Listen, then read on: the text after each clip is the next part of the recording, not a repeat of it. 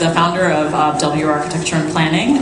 One of my when I was sort of learning more about her history, I just wrote From Dubai to Baltimore, which I think sort of sums up her history. She's worked on projects all over the world at all different scales, a lot of adaptive reuse where she's reclaiming historic buildings, a lot of waterfront projects.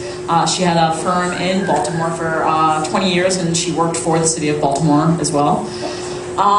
Today she's going to talk about nature and urbanism along New York City's waterfront. So welcome, Barbara. Thank you. This has really been a lot of fun. Oh, it's horrible lighting up here. You can't even see the slides as it's starting. All right.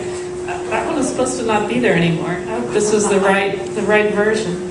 Anyway, I want to talk about nature in cities. And as a landscape architect and architect, people say, "Oh, good, you get to deal with nature, and isn't that great?" And but actually, what I deal with is a lot of cultural baggage.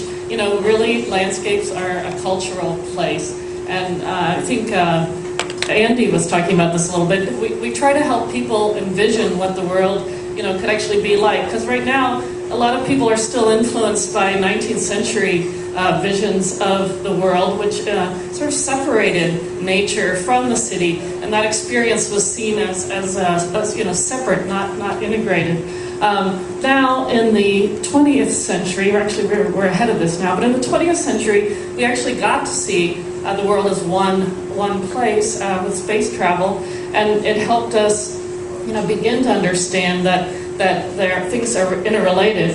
So when we work on our projects, we also try to take that back look. This is actually Baltimore. We'll work up to New York.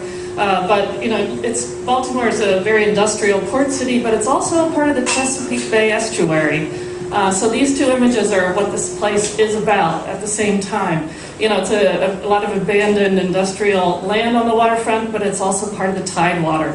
So how do we bring these together when we're reimagining these places for cities today? So what we think about is, how can we, as designers, bring that together? Here's an example as it's under construction, bringing that sort of shifting ground and tidewater feel, but still keeping the industrial vocabulary into a sort of a new vision of a place for the public. Gosh, I thought I'd have trouble with 20 seconds, but didn't think of it long enough. Here's also citing amenities as they, again, trying to feel the power of water. So the amenities are placed as if they were maybe drifted in, with a big rising tide. And the presence of water also is an ever-changing and part of the landscape in our some of our water features, producing mists and fogs. So this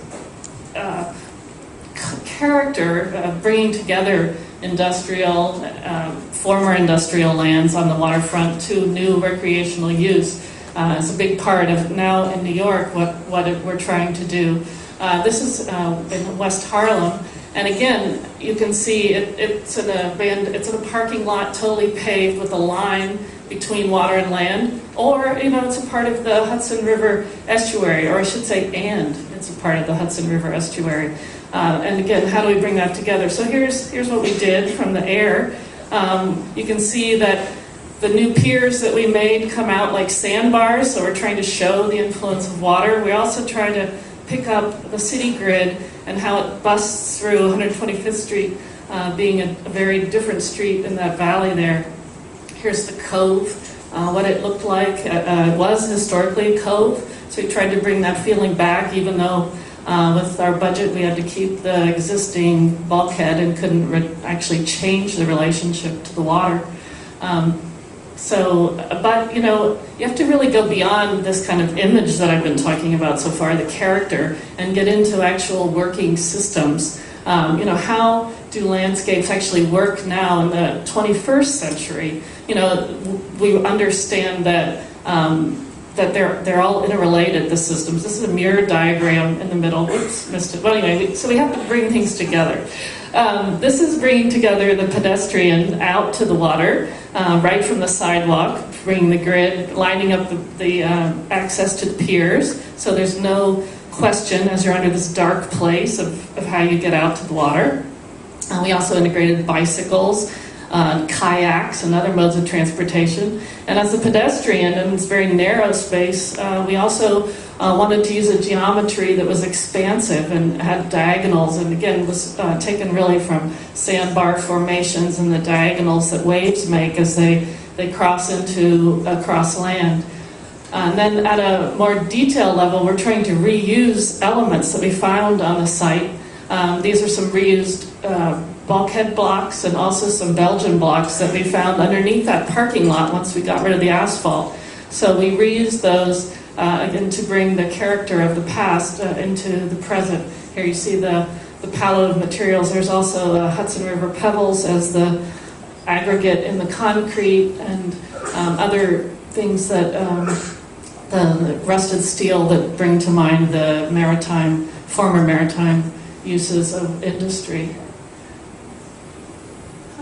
Okay, they're underutilized places, these street ends. As the industry is left, there's sometimes these dead-end streets that are where you could think of the water systems. The land and the water really come together. And how could we use those streets to mediate between the two and mediate rising tides, stormwater management, lots of different uses. So at a project in the Edge in Williamsburg, we started to try to do that on 7th Street, which is the straight one at the top that's on the city grid, becomes pedestrian, it steps down to the water, eventually it'll step down all the way where you'll be touching the water as they continue. And then we also have this funny angled one that, again, looks like it might have been pushed in by the water, like something got rushed ashore by the forces coming in. But actually, that's a carefully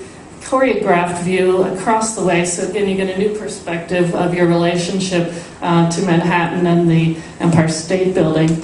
So I guess I'm ending by saying we're hoping that we help people see new ways of envisioning their environment and using it that they might not have thought of before.